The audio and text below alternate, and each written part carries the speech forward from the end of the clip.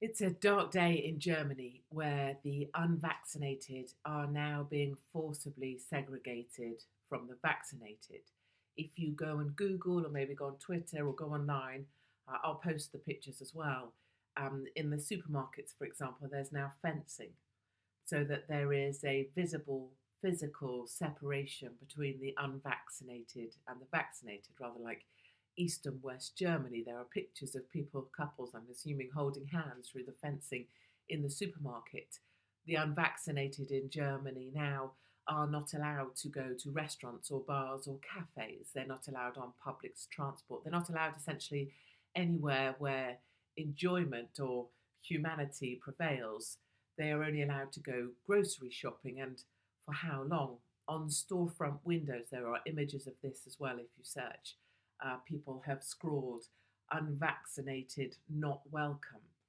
And I know for many of us, within one lifetime, history is repeating itself. We are back in truly the darkest days. A quote from a Hungarian Jew in the documentary The Last Days. People wonder, how is it that we didn't do something? We didn't run away, we didn't hide. Things didn't happen all at once, things happened very slowly. So each time a new law came out or a new restriction, we said, well, it's just another thing, it will blow over.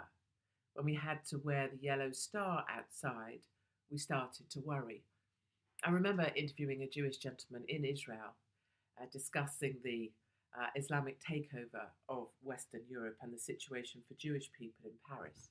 And he said we should all treat every day like the 1st of September 1939. And this was a couple years back.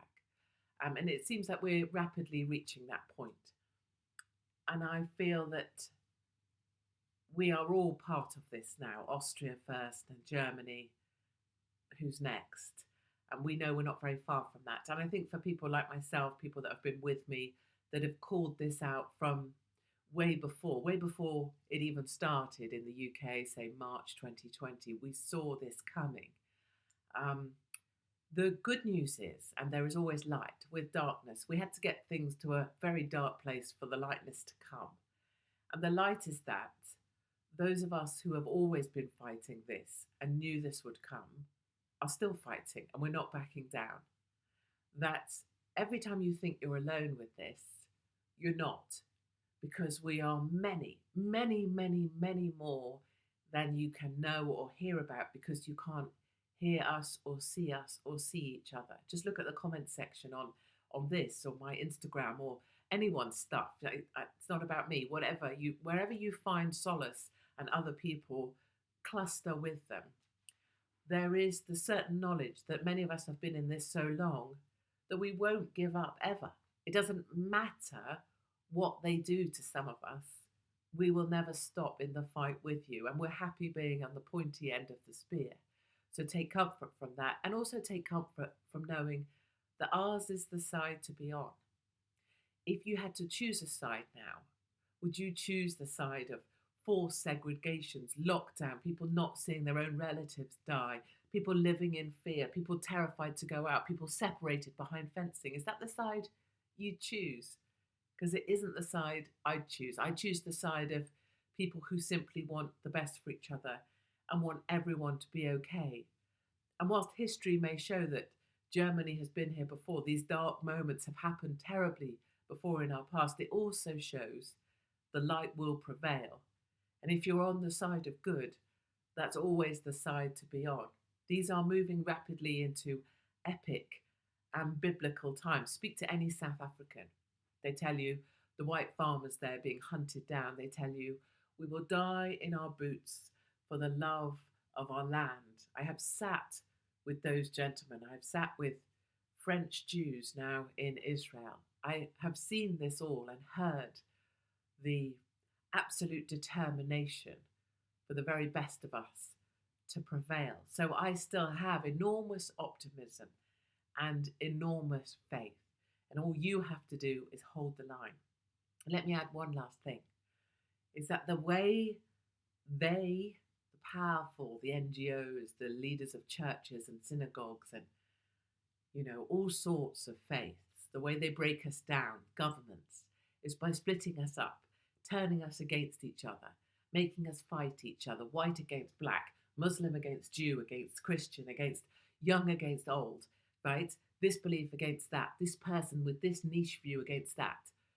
The way that you prevail is by holding the line. If you're loosely, roughly on the team that simply wants the best for each other, don't turn inwards and attack each other, face outwards and show that you're holding the line with the rest of us, because that way we march forward. The 100,000 nurses in the UK due to be laid off and other medical professionals, hold the line. Don't let them break you. The more we are, the greater our number going in to this epic battle between darkness and light, the more we will prevail. And whatever happens to us in this life, we know we're fighting for others. We're fighting for the next lot. Others, we want other people. I want my children, your children, to get to do the madness that I used to do in their lifetimes. And that makes it all worth it. So it's a dark day. I mean, a hugely dark day. These are historic moments when we start to erect fences in supermarkets and label buildings saying unvaccinated, unwelcome. But we knew this time would come. And one of the things it really helps do is explain what this has all been about. Restricting, reducing, making people smaller, increasing government control, limiting what previously free people will be able to do in the future. And the only way we're going to get it back is to hold the line. So to everybody out there day to day who's super supportive on the streets, to people who are refusing mask mandates, people turning up at protests in Australia, in Austria, in Germany, thank you.